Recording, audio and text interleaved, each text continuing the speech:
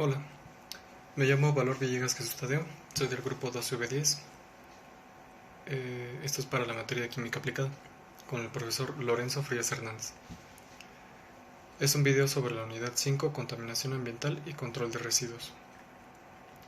El punto 5.1 habla sobre la contaminación ambiental.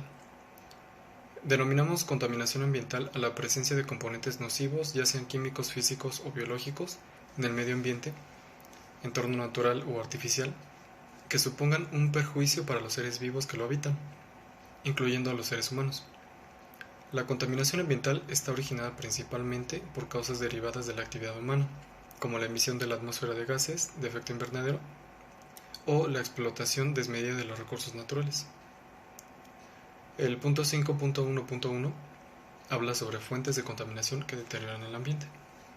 Aquí tenemos diferentes tipos de contaminación, como la atmosférica, o también conocida como polución. Es uno de los tipos de contaminación ambiental más famosos. Se produce a causa de la emisión de sustancias químicas a la atmósfera que afecta directamente la calidad del aire. El más conocido es el de monóxido de carbono, pero existen otros como el dióxido de azufre y óxidos de nitrógeno. Ejemplos de estos pueden ser los gases expulsados procedentes de combustibles fósiles, como los liberados por los coches, los desastres naturales como los incendios, la quema de basuras, los gases que liberan las fábricas y los procesos de obtención de energía no limpia, la agricultura y ganadería intensiva. La siguiente es la contaminación hídrica. Esta afecta a ríos, fuentes de agua subterránea, lagos y mar, cuando se liberan residuos y contaminantes. Este tipo de contaminación ambiental afecta directamente a las especies animales, vegetales y también al ser humano, ya que convierte el agua potable en un recurso no apto para su consumo. Los vertidos industriales, insecticidas o plaguicidas son algunos de los residuos que afectan a la contaminación del agua, pero también otros de uso doméstico como los detergentes de lavado de ropa o el vertido del aceite de uso doméstico. La siguiente es la contaminación del suelo. En esta, una vez más, las sustancias químicas de uso común en la agricultura intensiva son las causantes de este tipo de contaminación, aunque no son las únicas. Las baterías de los teléfonos móviles, por ejemplo, las pilas o los vertederos también liberan sustancias nocivas que se filtran en el suelo. Los principales afectados de este tipo de contaminación son las plantas, árboles y cultivos. La presencia de este tipo de sustancias en los suelos afecta su calidad y productividad. La falta de minerales provoca la pérdida de vegetación y la ausencia de plantas conduce a la erosión, que a su vez altera la riqueza del suelo. La contaminación acústica, la visual y la lumínica afecta principalmente a los humanos, pero la contaminación lumínica también afecta a los ecosistemas nocturnos, ya que provoca a animales e insectos problemas de orientación y alteraciones en sus ciclos biológicos. Por último, hablaremos sobre la contaminación térmica o el calentamiento global, que afecta a los polos y los glaciares. Se calcula que la Antártida ha multiplicado su deshielo por 4 en los últimos 25 años, por lo que está provocando, y lo estamos viendo ya, consecuencias muy negativas. Entre las más importantes se encuentran la subida del nivel del mar, la alteración del equilibrio de los ecosistemas o cambios en las corrientes marinas y el clima. No solo eso, también puede provocar la reaparición de enfermedades. Seguimos con el punto 5.1.2. Beneficios y deterioro ambiental. Estas recomendaciones las saqué de un texto llamado Deterioro de los recursos naturales y educación ambiental, de la investigadora y profesora del Centro de Investigaciones Interdisciplinarias sobre Desarrollo Regional, Adelina Espejel Rodríguez. Son 3 fases con las que podemos apoyar a este tipo de deterioro ambiental. La primera es la fase cognitiva, o también llamada noción y desarrollo de capacidades. Tiene como propósito que el estudiante obtenga conocimientos e información del deterioro ambiental, de su estado, comunidad y escuela. Asimismo, desarrolla aptitudes y competencias para ser crítico, reflexivo, autónomo y colaborativo, a fin de ser capaz de buscar soluciones e innovaciones para la mitigación de problemas ambientales. Seguimos con la segunda fase, que se llama conativa, o también llamada responsabilidad ambiental. El estudiante asume una valoración ambiental para producirse con compromiso y actitud crítica ante el deterioro de su medio. Fomenta una conciencia crítica, cívica y ética en la vida de su comunidad. Se plantea la necesidad de que sus acciones sean serias y objetivas para la conservación del ambiente. Las actividades que pueden realizarse en esta fase son formar un comité ambiental involucrando a directivos, profesores, administrativos y personal de servicio, a fin de llevar a cabo acciones para la conservación y preservación del ambiente.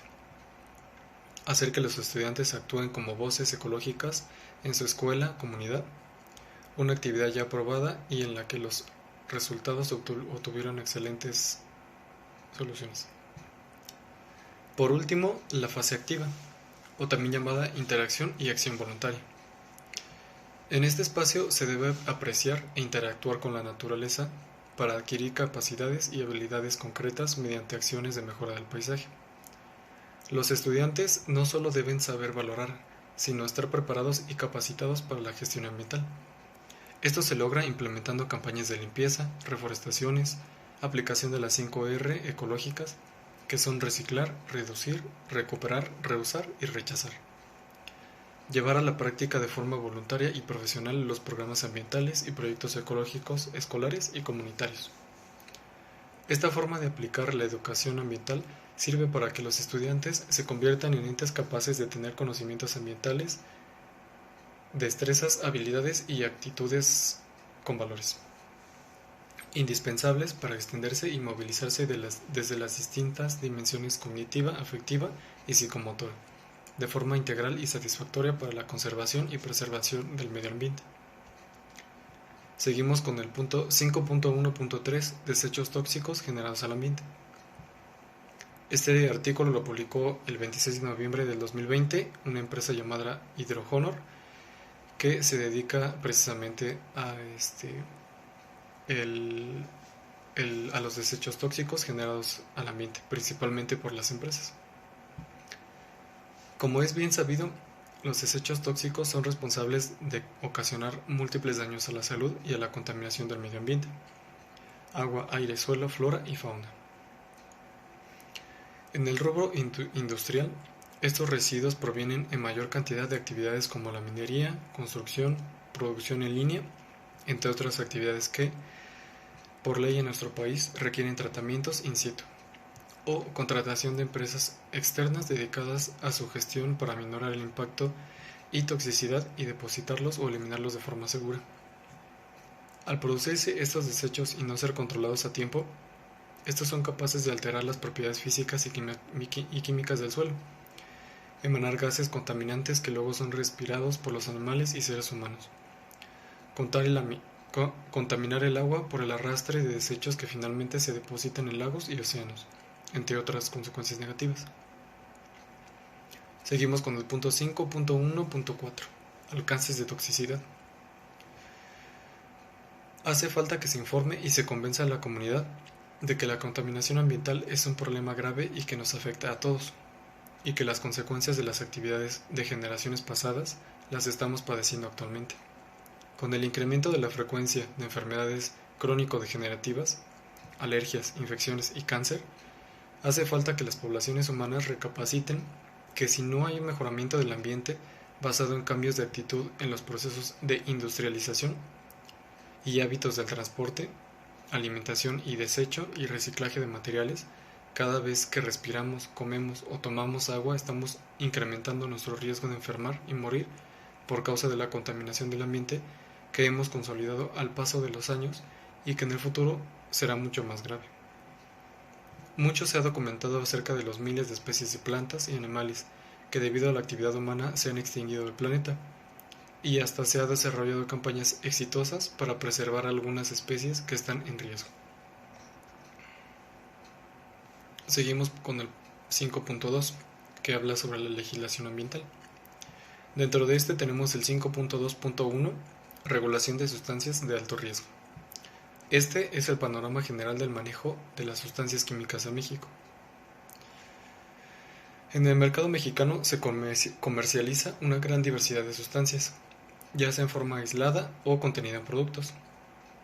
Una búsqueda rápida de la oferta nacional de productos químicos arroja tanto sustancias conocidas y peligrosas, como los explosivos y los precursores de armas químicas regulados por la Secretaría de la Defensa Nacional, así como sustancias prácticamente desconocidas como los nanomateriales antes mencionados.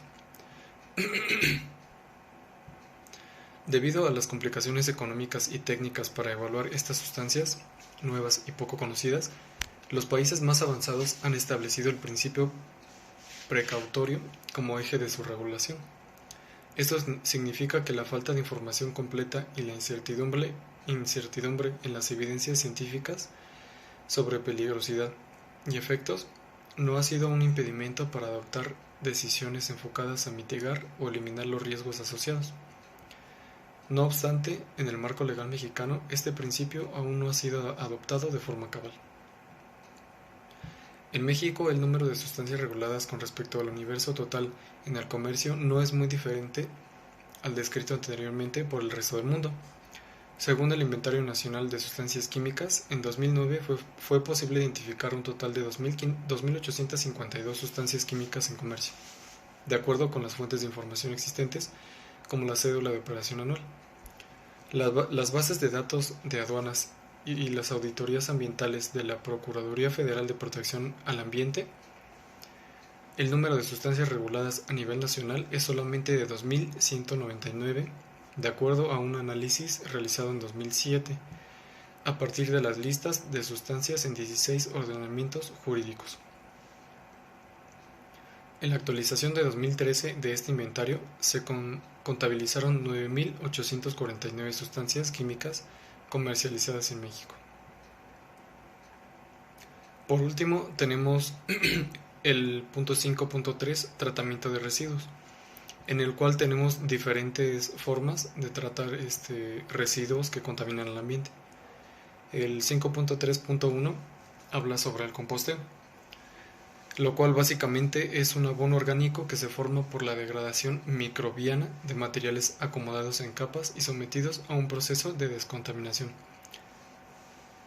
En el 5.3.2 tenemos la pirólisis, que resumida es una degradación térmica de una sustancia en ausencia de oxígeno, por lo que dichas sustancias se descomponen mediante calor, sin que se produzcan las reacciones de combustión.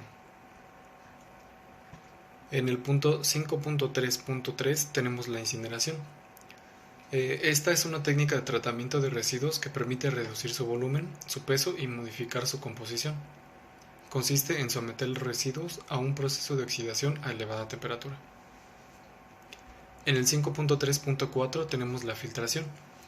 Esta se denomina como el proceso de separación de partículas sólidas de un líquido utilizando un material poroso llamado filtro.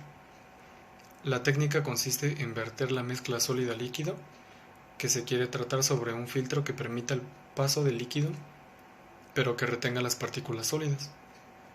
Por último tenemos el 5.3.5, confinamiento, 5.3.6, procesos de reciclaje y control de residuos, y 5.3.7, operaciones unitarias de separación. Estos últimos básicamente se basan en el reciclaje y tratar de controlar los residuos, utilizando por ejemplo la separación de basura